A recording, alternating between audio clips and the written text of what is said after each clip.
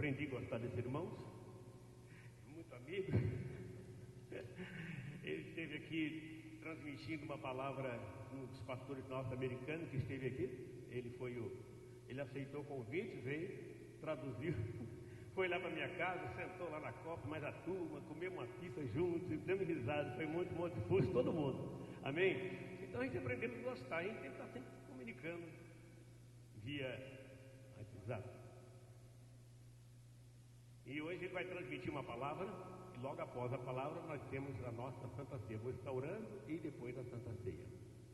Com ele veio a esposa, Coronel André, a esposa. Amém? Deus Pai Todo-Poderoso, eu quero colocar nas tuas mãos, neste momento, o teu servo, que vai transmitir uma palavra, creio que não do seu próprio intelecto, mas do coração de Deus aos nossos corações. Usa nesta noite, meu Deus. É o que eu te peço em nome de Jesus. E todos confirmam dizendo amém. Obrigado, pastor. Glória a Deus. Irmãos, estou feliz de estar aqui, graça e paz. Eu me sinto muito à vontade nesse lugar aqui. Poxa, eu ganhei amigos aqui, né? Pastor Paulo, pastora Nazaré, pastor Sérgio, Genilton, a gente fala quase todo dia, né, pastor Genilton? Pastor André, Liliane, minha esposa, meu filho. Glória a Deus, estou muito feliz de estar aqui e eu vou falar hoje de um tema muito apropriado para o dia de hoje, que é um dia de ceia, né? Que é sobre o sangue de Jesus. Então já faz algum tempo que o Espírito Santo tem me conduzido a isso, eu tenho estudado, tenho orado, tenho pedido direção mesmo, e já preguei, acho que umas duas vezes lá na igreja. Sou da igreja, é uma igreja apostólica, né? Igreja Comunhão Plena, do nosso apóstolo Sérgio Lopes, que manda um abraço para todo mundo, para o pastor Paulo, para todos os pastores, para a igreja. E a minha oração é para que essa palavra fale diretamente ao seu espírito, não seja uma palavra que simplesmente venha à sua emoção, venha ao seu intelecto, mas que ela fale diretamente ao teu espírito, para que ela faça diferença na sua vida. Amém? Fica aí onde você está, só vamos orar aqui. Senhor, em nome de Jesus, eu quero te louvar, te engrandecer, te dar toda a honra, glória, louvor, exaltação e majestade. Te agradecer, Senhor, por essa oportunidade de estar aqui nessa igreja tão amada, com pessoas tão amadas, tão queridas. Quero, de coração, Senhor, te louvar pela vida de cada um que está aqui nessa noite. Te pedir, Senhor, perdão pelos nossos pecados, por tudo que tem entristecido o teu coração. Se pecamos, Pai, por acomodação, por negligência, por omissão, por vontades, desejos, pensamentos, imaginação, atitudes, palavras, declarações, olhares, soberba espiritual, arrogância, vaidade, autoritarismo, indiferença, frieza, rejeição, desobediência à tua palavra, insubmissão ao teu espírito, por medo, por incredulidade, por dúvida, por ansiedade, por questionamento, por murmuração, por mentira, por hipocrisia, por falsidade, por egoísmo. Senhor, em nome de Jesus, se pecamos com a motivação errada do nosso coração, se não fizemos o bem que deveríamos ter feito, se não honramos quem a gente deveria ter honrado, se deixamos de perdoar ou de liberar perdão, Senhor, quem quer que seja, Senhor, se temos, Senhor, nos escondido, Senhor, e fugido do teu propósito perfeito, Senhor, sobre as nossas vidas. Senhor, em nome de Jesus, Pai, que essa noite, que já é para mim uma noite inesquecível, Senhor, também seja uma noite inesquecível, não por causa da minha presença, mas por causa da tua presença, Senhor, nesse lugar. Senhor, nós te adoramos, Senhor. Aqui não existem placas, como o apóstolo sempre diz, lá no céu não existe apóstolo, não existe bispo, não existe reverendo, não existe pastor, não existe evangelista, não existe levita, só existe uma coisa, que é filho. E nós estamos aqui, Senhor, na qualidade de filhos, Senhor, para ouvir aquilo que o Senhor quer ministrar, Senhor, aos nossos corações, e que seja de verdade, Senhor, ministração que toque, Senhor, e seja marcada, Senhor, no espírito de cada um, para a honra e glória do Teu nome. Em nome de Jesus, toda a igreja diz amém. Você pode aplaudir o Senhor? Irmãos, antes de você sentar, eu queria pedir que você abrisse a sua Bíblia aí. Eu tenho muita coisa para falar e eu vou tentar ser breve e tentar, que edição quem faz é ele. Mas todo mundo trouxe Bíblia aí? Você pode levantar a mão se você trouxe a tua Bíblia? Amém. Quero que você abra a tua Bíblia aí em 1 Pedro, capítulo 1, versículos 18 e 19.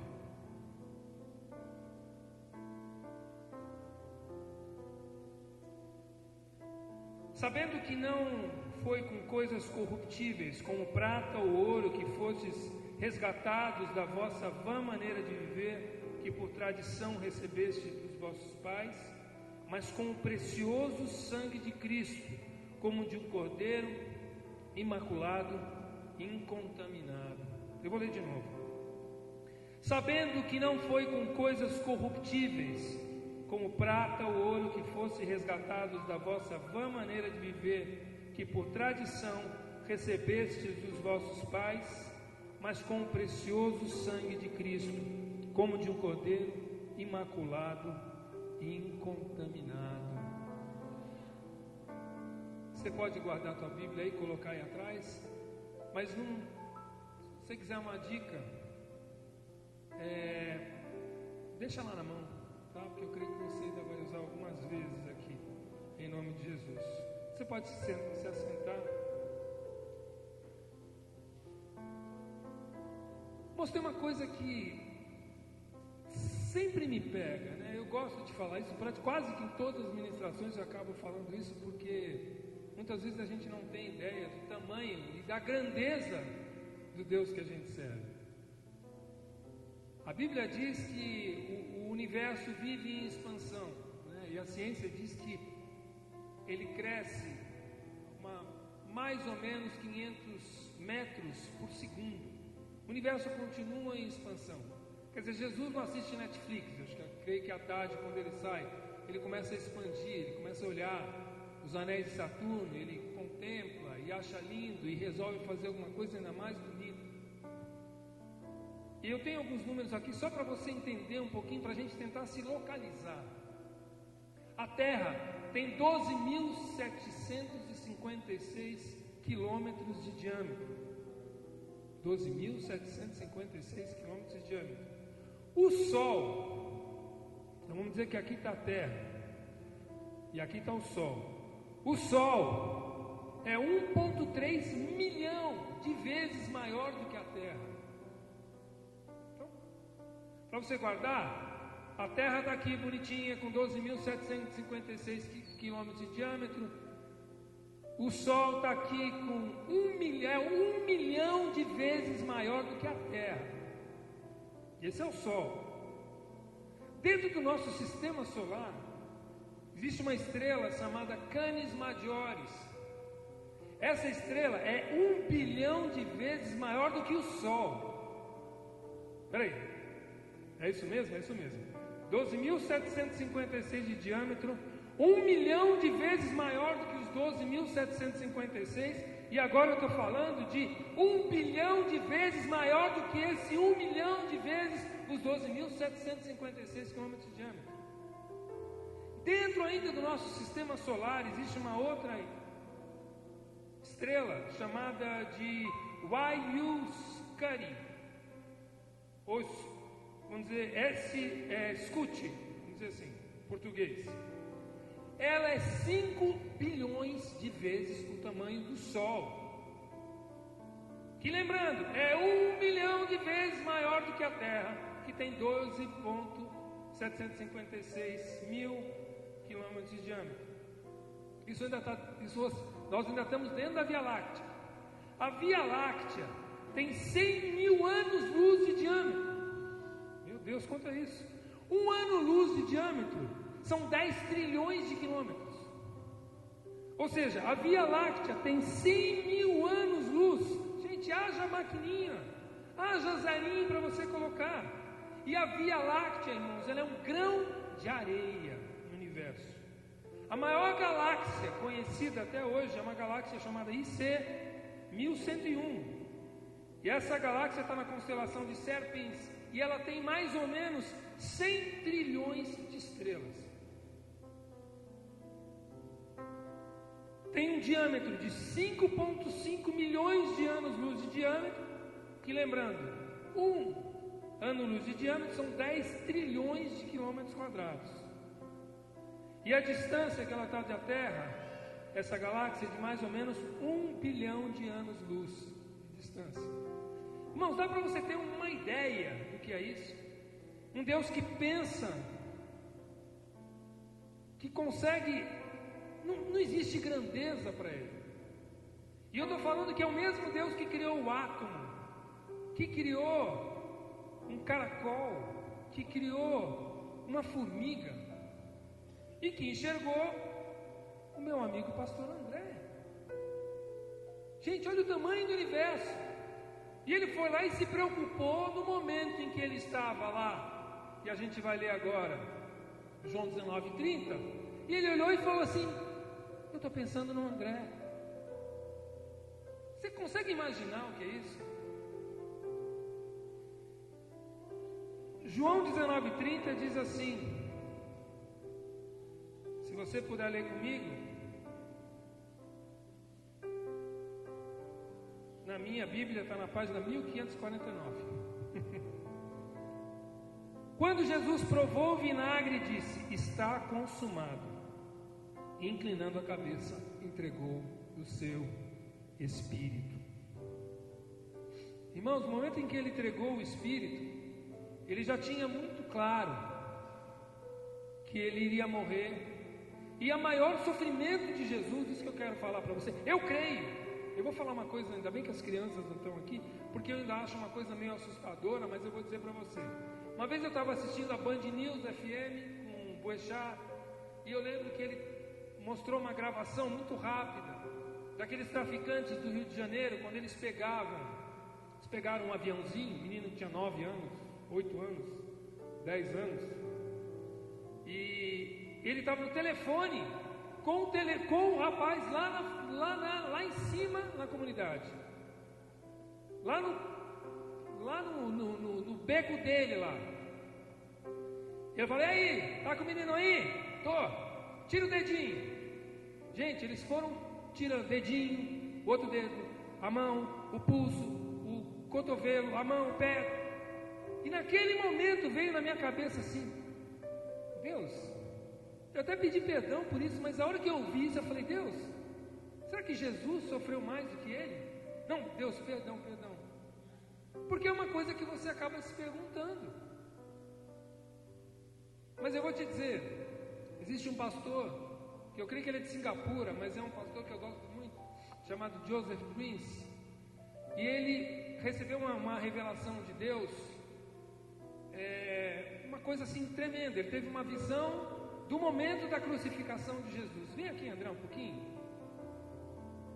Ele recebeu uma revelação e ele viu isso, Jesus na cruz.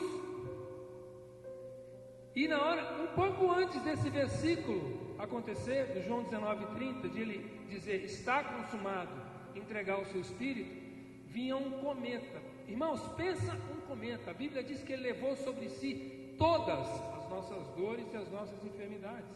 Nós estamos falando que até hoje existem 7 bilhões de pessoas no mundo, mas a ciência diz, ou a história diz, que até hoje viveram cerca de 100 bilhões de pessoas, 100 a 120 bilhões de pessoas. Então vem o pecado aqui, vem um cometa. Imaginem um cometa, vem uma coisa. O sofrimento que ele teve físico na via dolorosa, como alguns gostam de chamar, foi tremendo. Irmãos, eu não estou tirando aqui o sofrimento físico dele, mas eu quero dizer para vocês, para que você entenda, que o sacrifício dele foi muito maior do que você eu imaginava. Você está falando aqui, veio a corrupção. Irmãos, você imagina que cada uma das doenças, das enfermidades, dos pecados, das suas mazelas, já está ali, já foi. Ele já levou sobre si, e levar sobre si não foram apenas, perdão Senhor pelo apenas, porque o azorrague era uma coisa terrível, que eu não vou nem entrar em detalhe, mas ele era para arrancar mesmo a pele. Ele entrava, e a hora que ele puxava, tinha osso, tinha chumbo, tinha um monte de coisa, mas quando ele puxava, vinha aquele sangue jorrando. Aquilo foi, eu não tenho dúvida, irmãos, que foi muito doloroso. Mas o que ele recebeu, irmãos, nenhum homem teria capacidade de receber. Mas o sangue dele nos deu acesso ao Pai. A Bíblia diz que no momento em que ele morre, há trevas na terra, de meio-dia às 3 da tarde, e o véu é rasgado de alto a baixo. O véu era ele mesmo. Esse véu é rasgado, o véu do templo é rasgado do alto a baixo, e nós passamos a partir daí ter acesso ao Pai. Eu só queria fazer essa introduçãozinha rápida para você, porque esse tema, irmãos, é um tema que está mexendo comigo há muitos meses. E a ceia, quando a gente vem tomar a ceia, celebrar a ceia, porque a gente não celebra um Deus que está morto, que está ali, mas um Deus que está vivo e que mora dentro de você através do seu Espírito, que é o mesmo Espírito de Deus, é o mesmo Espírito que estava sobre Jesus, que habita dentro de você.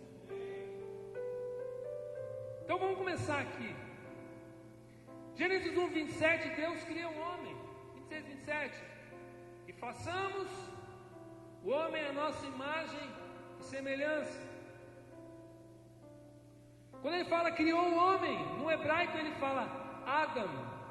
Adam é uma mistura de palavras que quer dizer, fala do sangue, que é Dam, e terra, que é Adamá. Então ele pegou essas duas coisas, ele monta ali um boneco de barro. O que ele faz? Ele pega e sopra nas narinas de Adão. Todo mundo acompanhando aí? Ele soprou nas narinas de Adão. Irmãos, olha que tremendo. O sistema respiratório, como é que ele funciona? Na hora que Deus jogou esse ar dentro de Adão, esse ar passou pelos pulmões dele, foi até os alvéolos, e aí dali ele foi como maior, o sangue em si, ele é a maior rede celular que você pode imaginar, e tem 100 trilhões de destinos. Ele leva vitamina, ele leva proteína, ele leva oxigênio. Ele leva todos os nutrientes que todas as células do nosso corpo necessitam. A Torá diz que o sangue é o receptáculo da vida. Um homem adulto tem por volta de 4 litros de sangue. Um bebê tem meio litro.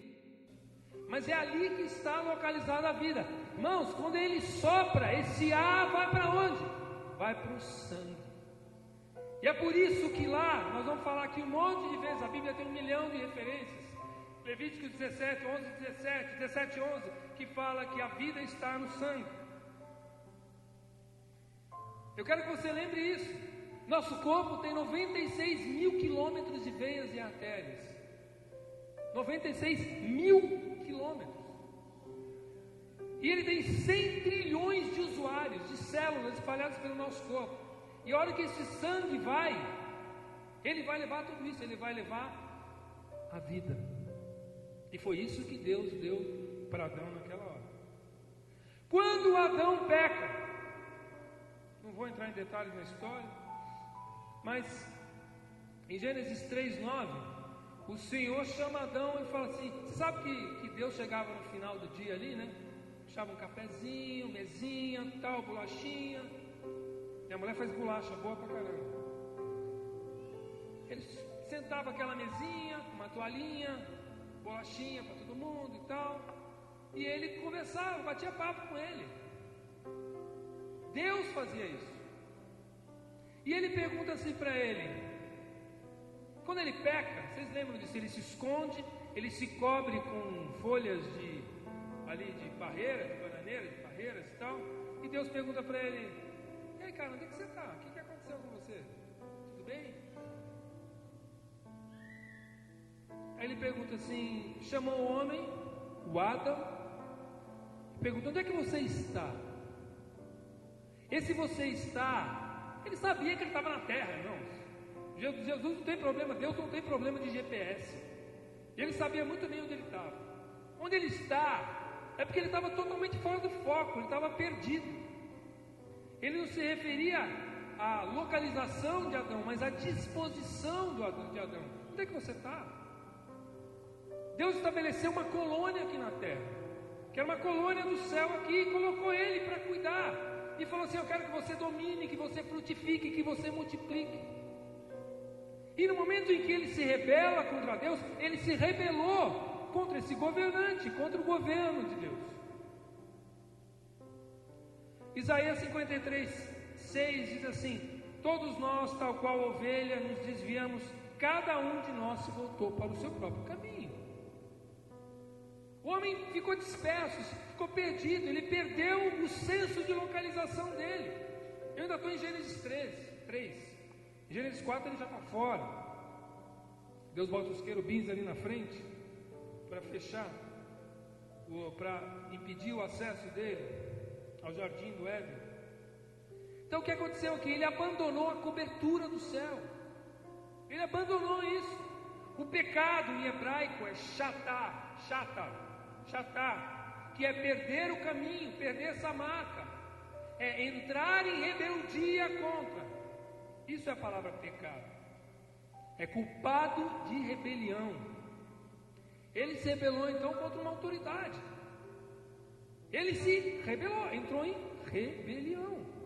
Pecar, então, irmãos, é muito mais amplo. O conceito de pecar para Deus é muito mais do que você roubar, do que você adulterar, do que você mentir. É se rebelar contra uma ordem que Ele estabeleceu. O pecador é aquele que se coloca em rebelião a uma autoridade governamental. Isso é um negócio muito sério. Nós nascemos então com esse espírito de rebelião. Nós nascemos com isso. O pecado então nasce em cada um de nós. Romanos 3:23 diz o que? Todos pecaram. Estão, por isso, por conta disso, estão destituídos da glória de Deus. Todo mundo está acompanhando até aí? Romanos 6:23 diz assim, porque o salário do pecado é a morte. Romanos 5:12, portanto, como por um homem entrou o pecado no mundo, e pelo pecado a morte, assim também a morte passou a todos os homens.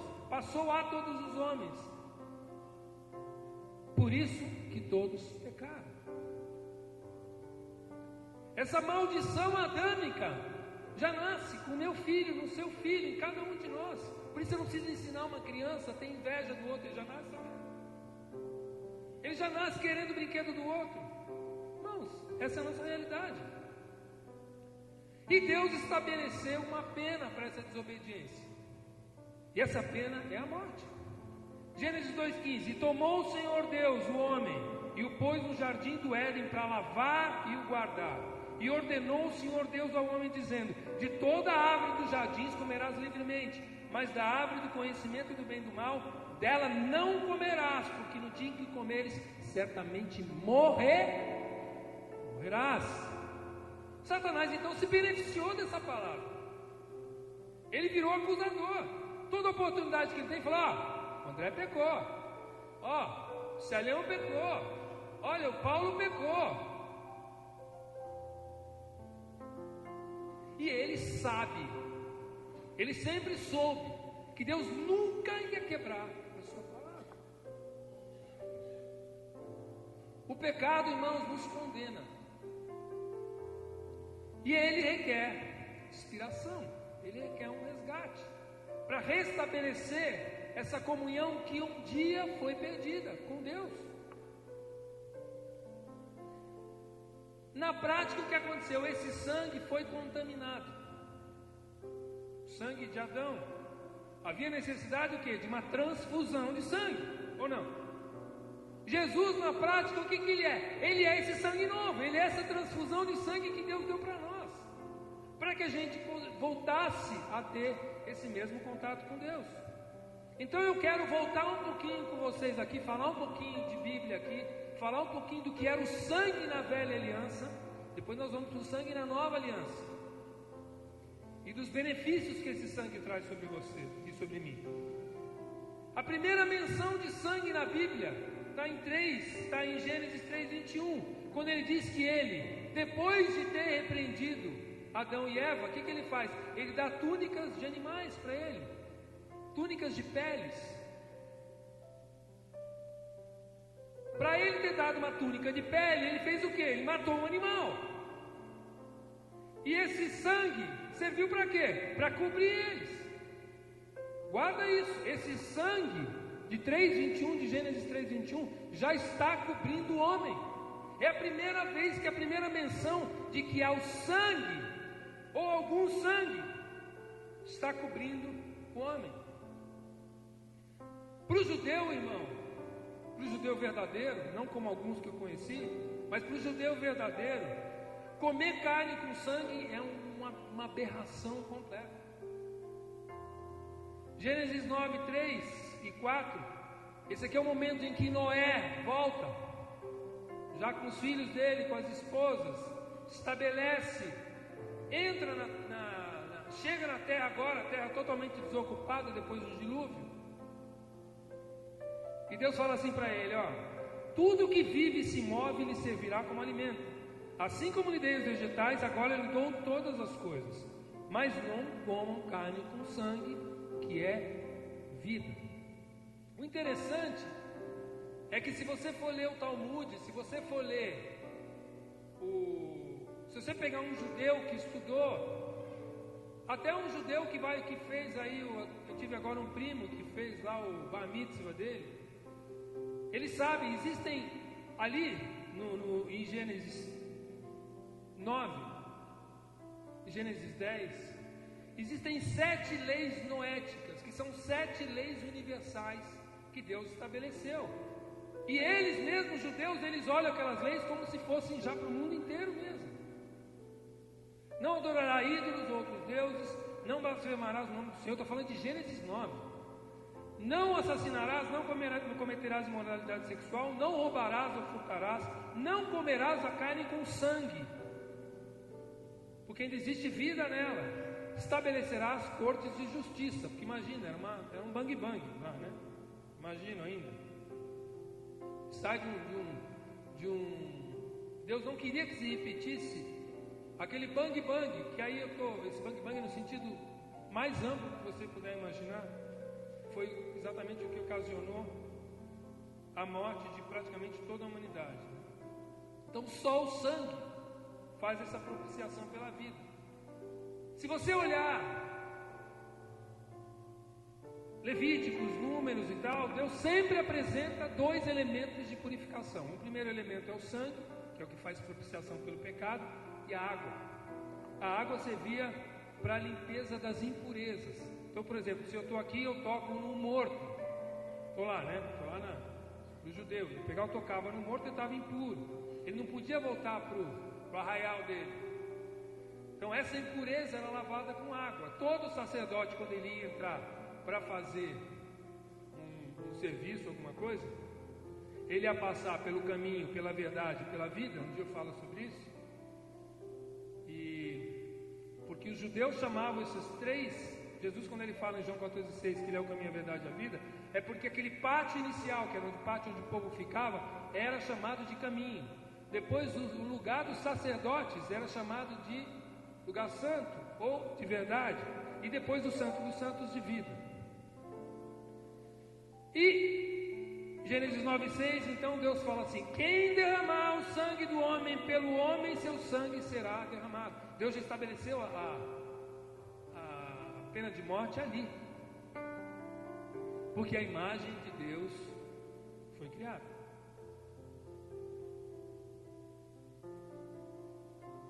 Só o sangue então traz propiciação pela vida, para pagamento de uma culpa. O nosso apóstolo sempre brinca falando assim: é a ira de um Deus irado. Deus ficou irado com o homem, ele exigia um pagamento. O sangue nada mais era do que um pagamento. O sangue, até hoje, depois nós vamos falar sobre isso, ele é um pagamento, ele é propiciação pelo pecado. No Velho Testamento, não sei se todos sabem, mas já desde o tabernáculo, quando o sumo sacerdote, uma vez por ano, o sumo sacerdote ia até o lugar santo, apavorado de medo. Quando ele entrava lá dentro, ele entrava com uma correntinha com sininhos, e lá dentro ele fazia o sacrifício de um animal, de um bode, que até a palavra do bode expiatório é essa. Jogava ele sangrando, ele ia sangrando para perder todo o sangue no deserto, mas primeiro para Deus perdoar os pecados dele, e depois os pecados do povo. Então todo ano isso acontecia. Em Levítico 17:11 ele diz assim: pois a vida da carne está no sangue, e eu a dei a vocês. Ele deu o sangue, ele deu o próprio animal para que o homem pudesse fazer essa propiciação por si mesmo. Essa propiciação é esse pagamento, né? Por si mesmos no altar. É o sangue, irmãos, que faz a propiciação pela vida. Então, dentre os pecados que eram perdoados, que Deus considerava que esse sacrifício era válido: sacerdotes, congregação, governantes, povo, pecados ocultos, sacrilégio, pecados dolosos. A vida, irmãos, está no sangue. Você pode repetir alto isso? A vida está no sangue. Mais uma vez, a vida está no sangue. O culto a Deus exige sangue. Muitas vezes a própria igreja evangélica já foi criticada por ser chamada de, porque a gente tem uma teologia, a tal da teologia do sangue, porque a gente fala muito de sangue. Se você olhar a Bíblia de Gênesis até Apocalipse, a gente fala de sangue. Gênesis no Velho Testamento, o sangue, você via como aquele sacrifício que tinha data de vencimento. Agora não, a gente vai falar sobre isso também. Agora esse sacrifício, com o sacrifício de Jesus, Romanos 5, aqui eu tenho 2 versículos, versículo 1 e versículo 9. Tendo sido, pois, justificados pela fé, temos agora paz com Deus, por nosso Senhor Jesus Cristo. 5:9. Justificados pelo seu sangue, nós seremos salvos da ira. Deus está virado, e ele precisava, então, e é por isso que todo ano o sumo sacerdote ia lá para resolver essa parada. O sangue, irmãos, atrai a glória de Deus. Eu sei que é estranho falar isso, talvez choque você, mas não existe culto a Deus sem sangue. O sangue atrai a glória de Deus. No primeiro sacrifício que a gente vê na Bíblia, que é o sacrifício de Abel, lá em 4:4 de Gênesis, Abel trouxe do primogênito de suas ovelhas. Ele era um pastor de ovelhas. Pegou a melhor ovelha, mais bonitinha, perfeitinha, e fez o sacrifício a Deus. E Caim não fez a mesma coisa. Ele era um agricultor. Ele pegou das suas frutas, das suas primícias, e entregou a Deus. Mas e a gente tem, porque Deus é um Deus justo. Salmo 11:7 diz que Deus é um justo juiz. Ele não faz nada, ele é imutável. Malaquias 3:6, eu, Senhor, não mudo. Eu não mudo, Deus é igual, Deus é o mesmo. Deus, ele não seria injusto lá. Se a gente entende que um sacrifício foi aceito e o outro não foi aceito, é porque Deus sempre exigiu o sacrifício com sangue, e esse sacrifício não foi aceito por Deus. Tem lá, você vai ver teorias de motivação do coração. Eu creio realmente que tem tudo isso. A motivação do coração de Caim era diferente. Eu também creio, irmãos. Mas eu creio que o ponto principal foi o sacrifício com sangue. Noé, quando sai da arca, Gênesis 9, a primeira coisa que ele faz, ele batiza a terra com sangue. Ele faz um altar para Deus, batiza a terra com sangue. E esse sangue quebra a maldição sobre a terra. Esse sangue que Noé faz, esse sacrifício, quebra a maldição que Deus havia lançado sobre o homem lá atrás, lembra? Quando o homem pecou, falou: a mulher vai ter dores de parto, você vai trabalhar, mas ele falou: a terra agora é maldita por isso. E agora, essa maldição é quebrada. Gênesis 8:20, edificou Noé um altar ao Senhor e tomou todo animal limpo e toda a ave limpa e ofereceu holocausto sobre o altar. Na saída do Egito, Deus pede ao povo que use sangue. Vocês lembram daquela passagem? Que ele manda matar um cordeiro e depois manda eles passarem esse sangue nos umbrais da porta, né? Em inglês, Páscoa é Passover, que é passar sobre. O que acontece? Deus não perguntou se aqueles homens ali eram adultos, se eles eram mentirosos. Perguntou, pastor Sérgio? Não perguntou nada. Ele viu o sangue, e o sangue cobriu o pecado deles também, certo? Ele não perguntou se tinha algum pecador ali, se tinha algum mentiroso, se tinha algum corrupto, se tinha algum idólatra. Ele não perguntou. Ele viu o sangue, foi suficiente para ele. O anjo da morte passou ali, matou o filho do faraó, matou os primeiros animais do campo, matou os primogênitos do campo, matou os primogênitos de todo o Egito, mas não tocou nos filhos de Israel. Interessante que lá em Gênesis 12, ele fala, Gênesis 12:2, ele fala assim, que ele recomeça ele manda o povo judeu recomeçar o calendário a partir daquele momento. O que acontece quando você aceita Jesus? Ele recomeça o calendário na sua vida, não recomeça? Aqui também ele recomeça o calendário. Ele fala assim: esse será o princípio dos meses e o princípio dos meses do ano. Então ele pega esses 400 anos de cativeiro e apaga tudo. Irmãos, não há outra maneira de você ou de qualquer um de nós se aproximar de Deus que não seja pelo sangue, pastor Gilberto. Abraão chega à terra prometida. O que ele faz? A primeira coisa que ele faz: um altar ao Senhor, um holocausto, um sacrifício de sangue.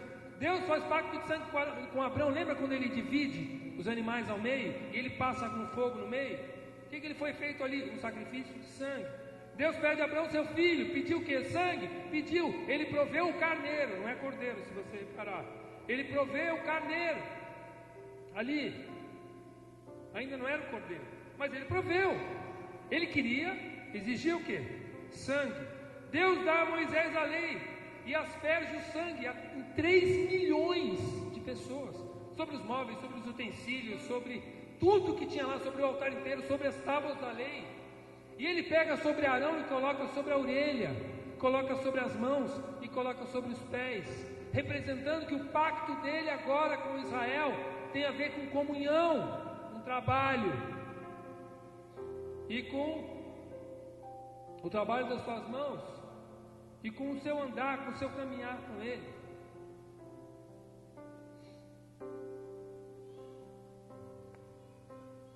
E aí nesse momento Deus fala assim, Êxodo 29:45: e habitarei no meio dos israelitas e lhes serei o seu Deus.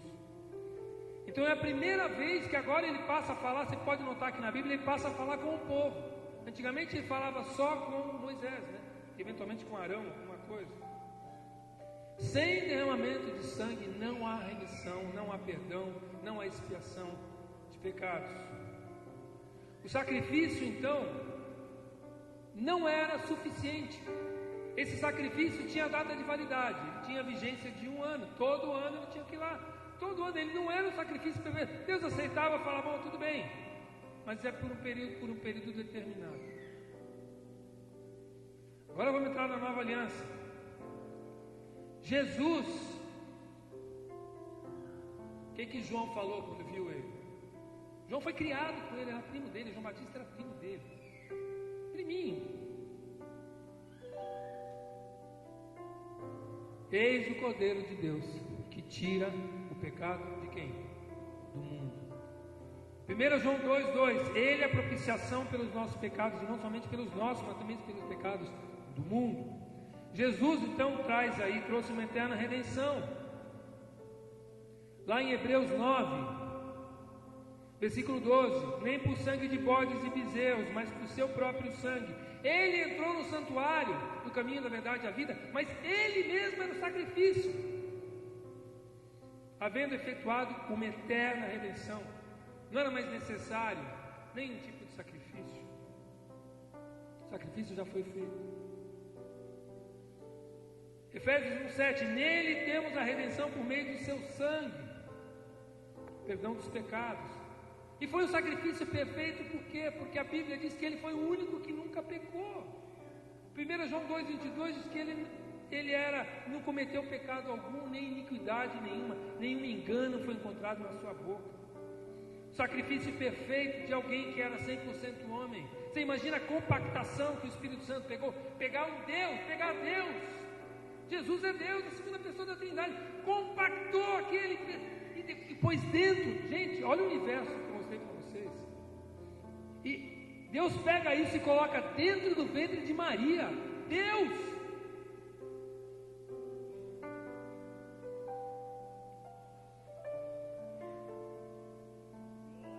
Pelo sangue nós temos então essa propiciação, que é essa cobertura pelos nossos pecados.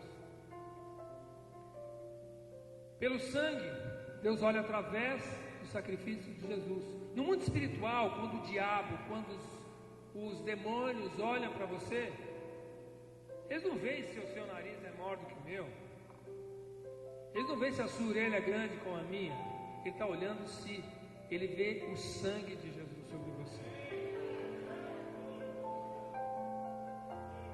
Êxodo 12:13: quando eu vir o sangue, eu passarei adiante. Pass over, eu vou passar por cima. Não importa, irmãos, quando você aceita Jesus, Jesus não quer saber quem você é.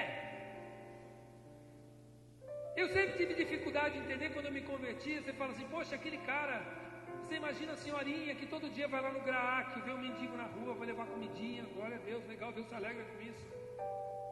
Agora, o cara que é pedófilo, o cara que é um assassino, o cara que é um mentiroso do planeta Terra, quando você aceita o Jesus, todo o seu coração, Jesus entra no seu coração e o Espírito Santo passa a habitar o seu coração. E Ele não quer saber quem você era. Isso é absolutamente irrelevante para Deus. Ele não quer saber. Tanto que a única pessoa que pode lembrar do seu passado é o diabo. Por isso que o diabo fica te acusando. Porque nem Deus pode se lembrar. Deus não pode. Só você e o diabo que se lembram. E alguém que é usado por ele. Porque Deus, nem Deus pode se lembrar. Ele diz que ele joga no mar do esquecimento. O sangue nos santificou diante do Pai e silenciou o diabo. E por isso também, em Hebreus 13:12, Jesus, para santificar o povo pelo seu próprio sangue, padeceu fora da porta. Esse sangue, eu vou correr aqui, eu não vou dar referência para vocês, mas eu tenho referência aqui. O sangue purificou as nossas mentes. Lá em Romanos 12, desde o versículo 1, que a gente vai ler lá, você quer viver a boa, perfeita e agradável vontade de Deus? Você quer, André? Eu quero. Você quer viver? Eu também quero, pastor. Eu também quero. Mas tem uma condição ali antes. Ele manda você executar uma coisa chamada metanoia, transformar a sua mente. Esteja aberto para aquilo que Deus quer fazer na sua vida. Você precisa renovar a sua mente. Você tem que estar aberto para receber. E depois você fala assim, eu quero a vontade perfeita e agradável, mas eu tenho que estar disposto a mudar a minha mente. Eu tenho que me conformar com esse mundo. O sangue nos justifica e somos salvos da ira. O sangue nos traz paz. O sangue nos dá acesso ao Pai. Colossenses 1:20, por meio dele reconciliar-se consigo todas as coisas, tanto as que estão na terra quanto as que estão no céu, estabelecendo a paz pelo seu sangue. Isso aqui é o paz. Hebreus 10:19-20, tendo, pois, irmãos, ousadia para entrar no santuário pelo sangue de Jesus, pelo novo e vivo caminho que Ele nos consagrou, pelo véu, isto é, pela sua carne. O véu representava a própria carne de Jesus. Pelo sangue temos também graça e abundamos em sabedoria e conhecimento. Pelo sangue, Apocalipse 1, 5 e 6, em seu sangue nos lavou dos nossos pecados e nos fez reis e sacerdotes. Pelo sangue venceremos o diabo. Olha isso aqui, e ouvi uma grande voz no céu que dizia: agora é chegada a salvação e a força e o reino do nosso Deus e o poder do seu Cristo, porque já o acusador dos nossos irmãos é derrubado, o qual diante do nosso Deus o acusava de dia e de noite. Pelo sangue de Jesus. Por que a Bíblia diz que você já é mais do que vencedor? Por isso, nós venceremos o diabo, já vencemos o diabo. O sangue de Jesus, irmãos, purificou até o céu. Hebreus 9, 23, era necessário, portanto, que as figuras das coisas que estão nos céus fossem purificadas com tais sacrifícios, mas as próprias coisas celestiais requerem sacrifícios superiores àqueles. O que acontece? Lúcifer, tinham 3 caras importantes no céu. Tinha o Gabriel, né, que era o ministro da guerra. Tinha o Gabriel, Miguel. Você tinha o Miguel. Você tinha Gabriel, você tinha o ministro das comunicações e você tinha um terceiro que era o ministro do louvor, ministro da adoração, que era o Lúcifer. Miguel, Gabriel e Lúcifer. A Bíblia diz que Lúcifer ele era um querubim ungido de uma classe especial. Se você ler a palavra, você vai ver que ele não só emitia luz, como ele emitia sons. Saía som de dentro dele. E você imagina o céu, o próprio Deus se alegrava com aquilo. Só que um dia ele pecou. Lembra do que a gente falou que é o pecado? É a rebelião contra Deus. E tu dizias no teu coração: subirei acima dos céus, estabelecerei meu trono no norte, e serei igual ao Altíssimo. E Deus não admite, não divide sua glória com ninguém. E o que acontece? Quando ele pecou, ele veio para cá, mas o pecado ficou. E o pecado não pode habitar no céu. Então a própria Bíblia diz que o sacrifício de Jesus purificou até o céu.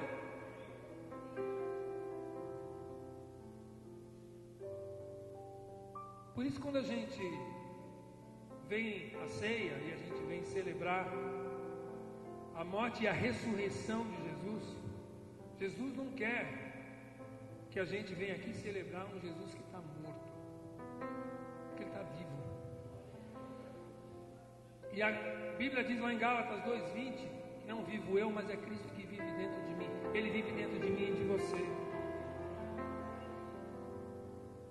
Olha que tremendo, ele pediu, olha aqui, Mateus 26 e 29. Enquanto comiam, Jesus tomou o pão, deu graças, partiu e deu aos seus discípulos, dizendo: tomam e comam, isto é o meu corpo.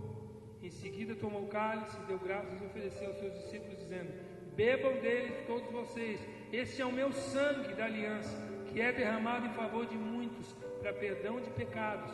Eu digo que de agora em diante não beberei desse fruto na videira, até aquele dia em que beberei o vinho novo com vocês no reino do meu Pai. Irmãos, você e eu estamos indo para uma boda. A qualquer momento vai tocar a trombeta e nós vamos para as bodas do Cordeiro.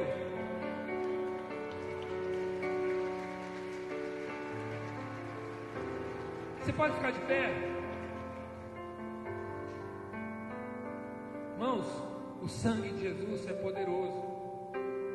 E muitas vezes a gente tem mania de dizer, e tem que dizer mesmo, profetiza isso, declara isso. O sangue de Jesus tem poder sempre.